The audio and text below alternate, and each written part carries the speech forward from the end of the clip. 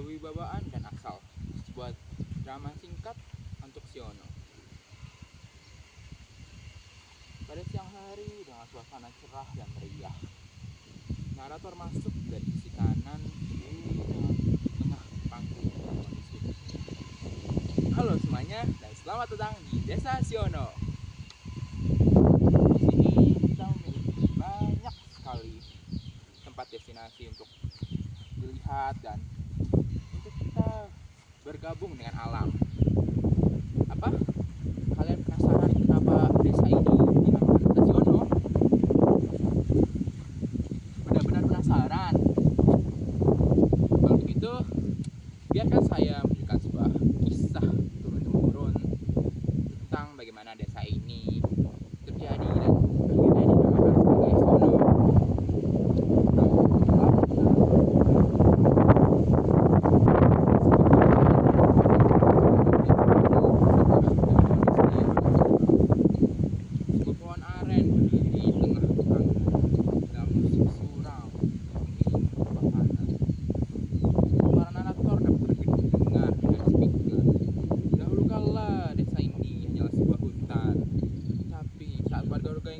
Di sekitar hutan ini mengalami paceklik. Saat itulah mereka masuk ke daerah hutan ini untuk mencari makanan. Suara narator hilang dan lampu di panggung menyala. Warga satu masuk ke panggung dari sisi kiri, kondisi kepala, kelaparan dan suram. Lapar, lapar. Adakah tempat yang masih memiliki makanan? Lapar. Warga dua masuk ke panggung dari sisi kanan. Gimana? Masih ada makanan lagi. Warga satu dan warga dua berdiri panggung sebelum mereka berhenti di hadapan pohon aren. Pohon ini wanginya seperti makanan. Warga dua melihat warga satu melarikan diri keluar panggung dari sisi kiri. Warga dua memetik dahan pohon, dia mencium dan merasakannya.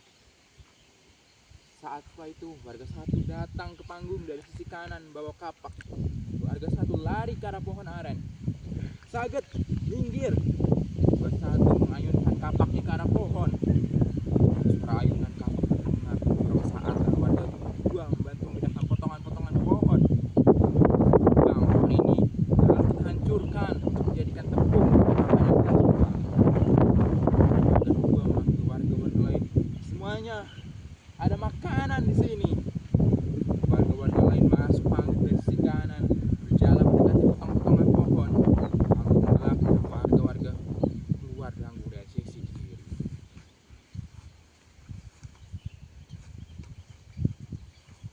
Panggung gelap, suara burung bersuara terdengar. Pohon aren yang sudah ditebang berdiri di tengah panggung. Warga-warga masuk dari sisi kiri dan kanan, berdiri sekitar pohon dengan ekspresi kenyang. Suara narator dapat terdengar dari speaker.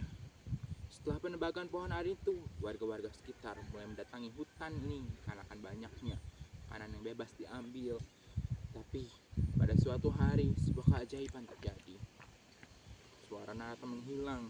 Warga-warga mulai berjalan di panggung dengan ekspresi kenyang. Isi sudah rasa lapar kami. Di sini banyak sekali makanan. Hai saudara-saudara, saya punya pendapat. Pendapat apa, Mas? Ladang ini adalah ladang yang sangat subur. Saya berpendapat seandainya ladang ini kita tebang, terus kita bersama-sama bakar. Setelah kita bakar, kita ratakan. Kemudian akan kita tanami tanaman-tanaman, bahan makanan semasa turun hujan. Warga-warga mulai meratakan panggung dan menanam di sekitaran panggung. Tidak lama, hujan turun. Warga-warga mengalami ekspresi bergembira. Dari sisi kiri masuk seseorang kakek berdiri di hadapan para warga. Wahai kamu sekalian menanam tanaman semacam ini, sudah mantap ya? Ya mbah, sudah mbah. Berhubung hasilnya sudah mantap dan baik, seandainya kamu diam di sini selama-lamanya, bagaimana? Karena saya punya gagasan bahwa di sini nanti akan saya jadikan suatu desa yang baru. Warga-warga mengakui sang wali. Ya mbah, baik mbah.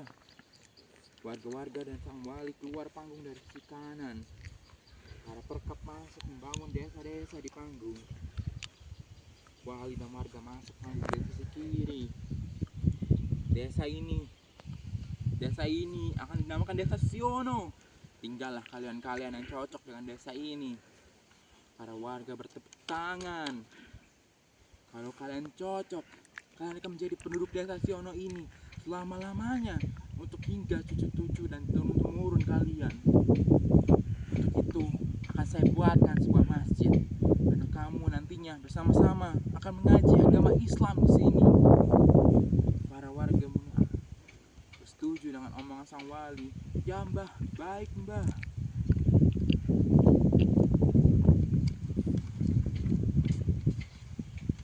Tapi saya punya pesan bahwa masjidnya akan kecil, dan nanti malam kalau ada suara apa-apa, jangan tanya dan jangan datang ke arah suara itu, karena nanti saya akan membuat masjid dan tidak akan bisa diganggu. Panggung menggelap dan suara malam terdengar. Warga-warga keluar panggung dari sisi kiri. Suara pembangunan mulai terdengar, dan para perkap masuk membangun masjid kecil di tengah panggung. Tapi walau masjid ini kecil, ini dapat dimasuki banyak orang. Wali menanam sesuatu di dua sisi masjid. Masjid ini akan saya beri dua teman, sebuah kayu jati dan sebuah kayu bolang. Kayu jati adalah kayu jati yang kering, dan kayu bolang ini kayu yang kering, tapi saya akan tanam, nanti akan hidup. Wali menanam kayu jati di utara masjid dan kayu bolang di selatan masjid. Setelah itu suara narator terdengar di speaker. Kayu jati ini menandakan bahwa ini bukan desa yang sembarang, melainkan desa yang berwibawa, dan kayu bolang ini mengartikan tempat mati biasanya tidak ada di dalam manusia yang orang berpengalaman. Saat panggung gelap, warga-warga dan wali keluar. Adegan 2. Dengan suasana gelap, suara kicauan burung terdengar. Perkap membawa masuk kedua pohon keluar panggung. Masuk panggung dari sisi kanan, berdiri di tengah panggung. Tengah panggung mulai tenang.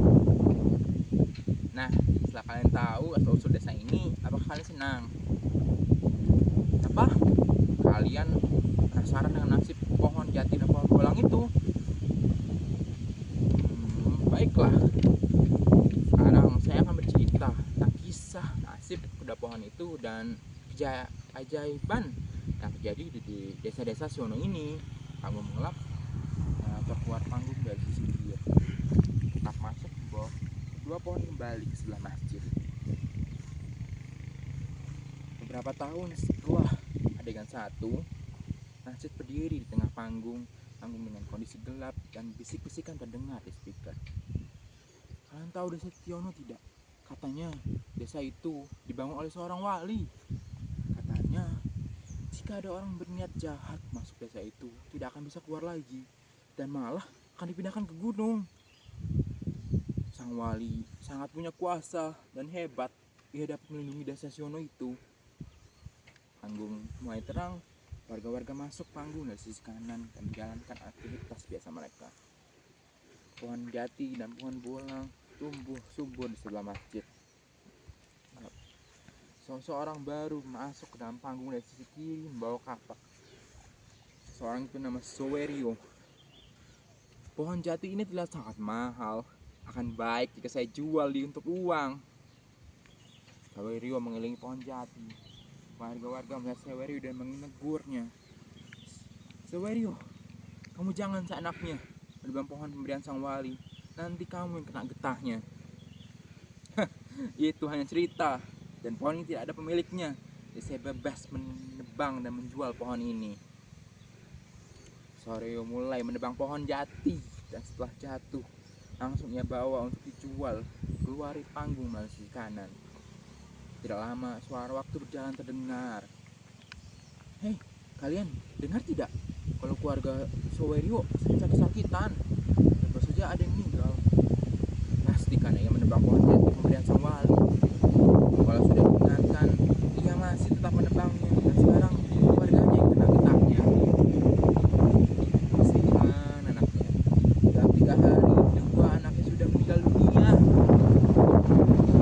Setelah itu, warga-warga maju. Suara narator dapat terdengar. Setelah ditebangnya pohon jati itu, pohon bolang merasakan kesendirian dan berkata, jika pohon jati ditebang, saya juga ingin bunuh diri. Kisahnya, beberapa tahun setelah itu, pohon itu akan betul-betul berdiri. Setelah hilangnya pohon jati itu, kedatangan seseorang ke Siono ini juga untuk mengambil sesuatu terjadi.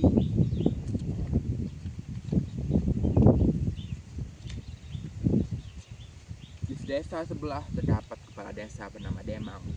Demang masuk panggung dari sisi kanan. Wahai saudara-saudara Siono, saya bukannya orang yang berani, tetapi kan desa ini adalah desa yang baru. Lagi pula, penduduknya cuma sedikit. Desa ini tidak layak kalau diberi masjid mengagumkan ini. Untuk itu, saya kemari untuk membawa masjid ini ke desa yang lebih ramai dan sudah berdiri lama, yang bernama Desa Semugih. Masjid itu dipindahkan dan dibawa keluar panggung dari sisi kiri. Memang itu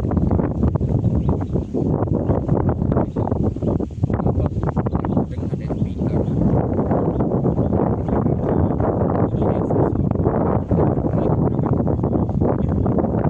Tapi desa Siono ini juga ada tempat-tempat di mana warganya tinggal berbarengan dengan sesuatu yang sekarang kita sebut sebagai setan. Lalu kala katakan di sebelah timur desa Siono ini ada sebuah gayung gadok dilakukan oleh bangsa setan. Tapi setan-setan ini adalah bangsa yang baik dengan hiburan-hiburannya sendiri, yaitu sebuah gamelan yang dapat dibikin oleh warga-warga Siono sini. Tapi suatu hari sesuatu terjadi. Narator hilang dari speaker. Seorang warga maju ke tengah panggung. Wahai setan-setan, pinjamkanlah gamelan kebanggaanmu itu untuk kami warga Siono, agar kami bisa memainkan musik dan menghibur diri sendiri. Suara gamelan terdengar dan sebuah gamelan tiba-tiba muncul di tengah panggung. Warga itu mengambil gamelan itu dan langsung lari keluar dari panggung dari sisi kiri. Suara waktu berjalan dapat terdengar. Warga-warga menjalani aktivitasnya di panggung. Tapi ada bisik-bisikan dapat terdengar. Kalian dengar tidak? Kalau seseorang muncul gamelan pinjaman dari setan di bagian timur Siono. Tidak berkah uang curian itu, dan keluarganya yang akan menanggung akibat pencurian itu. Lagi-lagi suara narator terdengar dari speaker. Setelah kejadian itu, tidak lama warga-warga sang pencuri meninggal satu persatu, dan hubungan antara warga Siono dengan para setan hilang akibat pencurian dari gamelan itu sendiri. Warga-warga keluar dari panggung dan panggung mulai menggelap.